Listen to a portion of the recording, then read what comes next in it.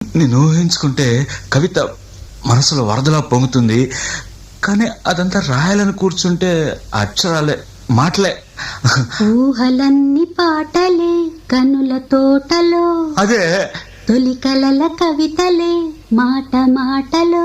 అదే ఆహా బ్రహ్మాండం. కవిత కవిత పాడు.